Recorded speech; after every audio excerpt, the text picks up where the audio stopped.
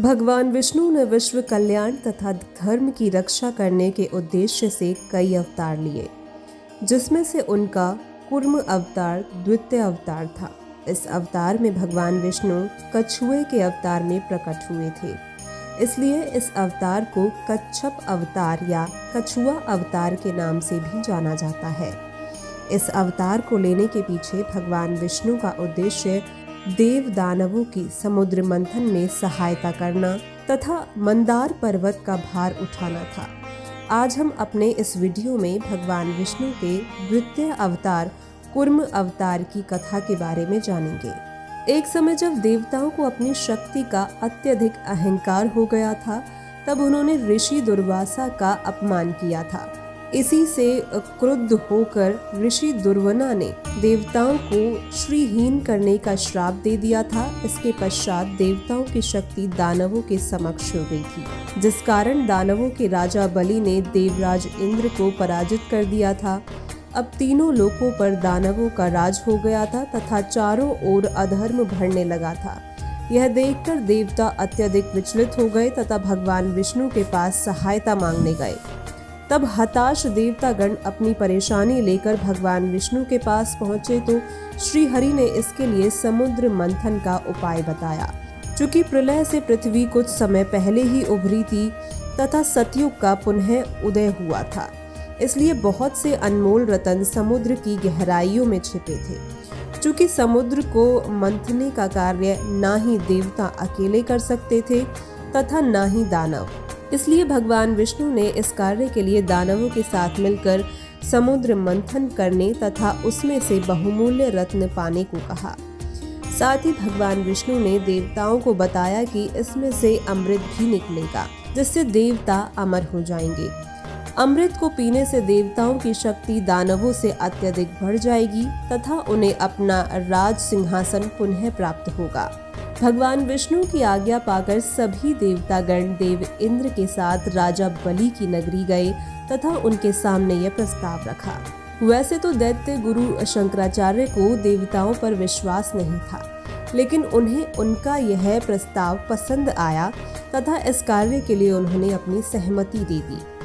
इसके पश्चात देवता तथा दानव क्षीर सागर में समुद्र मंथन के लिए पहुंचे।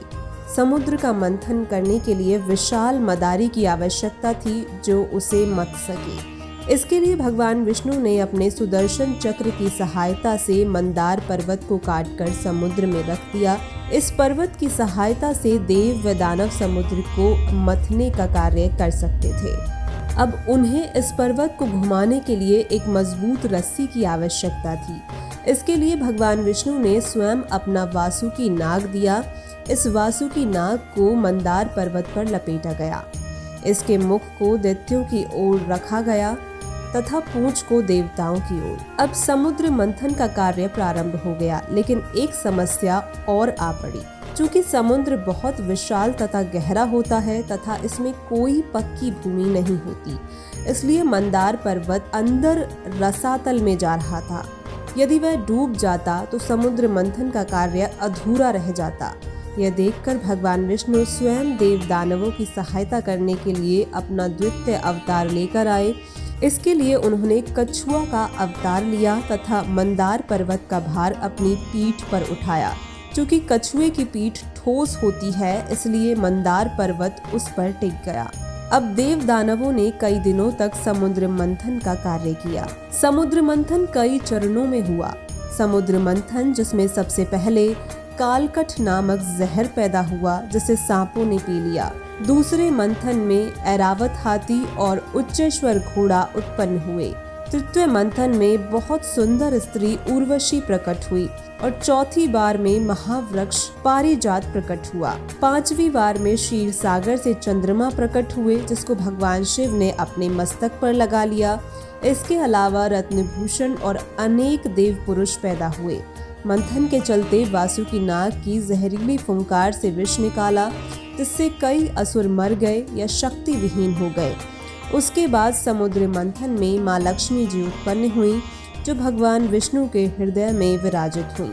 इसके बाद क्षीर सागर से अमृत का घड़ा लेकर भगवान धन्वंतरी प्रकट हुए।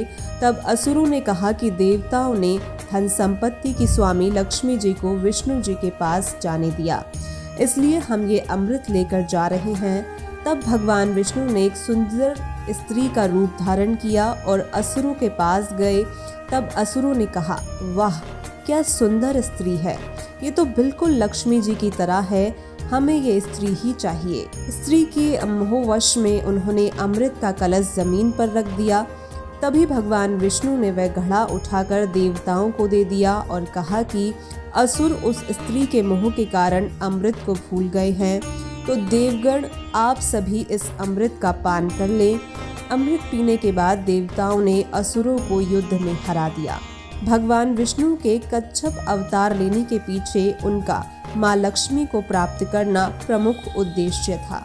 इसके अलावा महाप्रलय के पश्चात जो बहुमूल्य रत्न तथा औषधियाँ समुद्र की गहराइयों में चली गई थीं, उन्हें प्राप्त करना आवश्यक था, क्योंकि उसी के द्वारा सृष्टि का कल्याण संभव था।